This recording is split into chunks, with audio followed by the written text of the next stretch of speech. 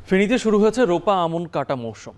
জমে উঠেছে ধান কাটা শ্রমিকের হাট। এ নিয়ে আরো বিস্তারিত জানাতে শহরের খেজুর চত্বর থেকে যুক্ত হচ্ছেন সুলাইমান ডালিম। ডালিম, হাটে শ্রমিকদের ভিড় কেমন দেখছেন আর জনপ্রতি মজুরি কেমন ধরা হচ্ছে?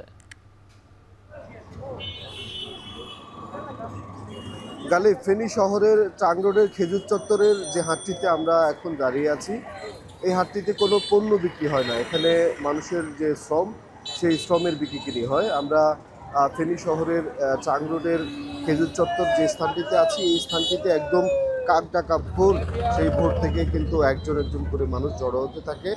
সকাল ৮টা পর্যন্ত এখানে প্রায় হাজার খানেক শ্রমিক জড়ো হয়, যারা দেশের বিভিন্ন প্রান্ত থেকে উত্তরাঞ্চলের দিনাজপুর, নীলফামারী, কুড়িগ্রাম সহ এবং পঞ্চগড় এবং ঠাকুরগাঁও সহ বিভিন্ন অঞ্চল থেকে কিন্তু ফেনীতে আসেন। বিশেষ করে সারা বছরই এখানে কিন্তু শ্রমিকের হাটটি বসে। তবে এখন যে রোপা আমনের যে মৌসুম চলছে, এই রোপা আমনের মৌসুমে ধান কাটা যেসব শ্রমিক, সেসব শ্রমিকের এখানে কিন্তু আনাগোনা বেশি।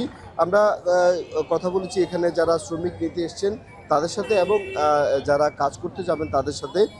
এখানে দুই পক্ষেরই কিন্তু মিশ্র প্রতিক্রিয়া রয়েছে। যারা শ্রমিক আছেন তারা বলছেন যে মজুরি খুব কম, সেই যেই মজুরি রয়েছে সেই মজুরি দিয়ে তারা কাজ করতে কিন্তু তাদের পোষায় না। অপরদিকে যারা শ্রমিক নিতে আসছেন তাদের সাথেও আমরা কথা বলছি। তারা বলছেন যে বর্তমান যে বাজার পরিস্থিতি, সেই বাজার পরিস্থিতিতে একজন শ্রমিকের মজুরি এখান থেকে তারা নিতে হলে 700 থেকে 900 টাকায় নিতে হয়। 700 এবং 900 টাকায় মজুরিতে একজন শ্রমিক নেয়ার পরে যে ধানের যে দাম, সেই দামের সাথে তারা সামঞ্জস্য করতে পারেন না। অপরদিকে যারা শ্রমিক রয়েছে আমরা তাদের সাথে কথা বলেছি।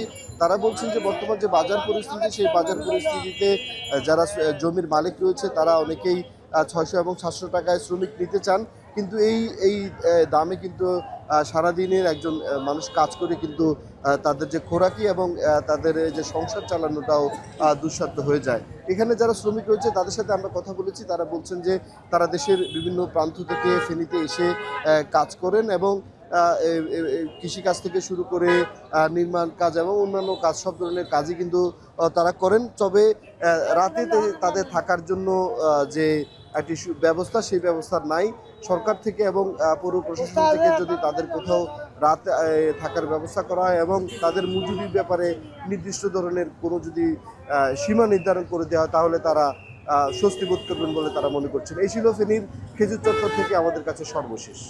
ফেনী থেকে যুক্ত ছিলেন সুলাইমান ডালিম।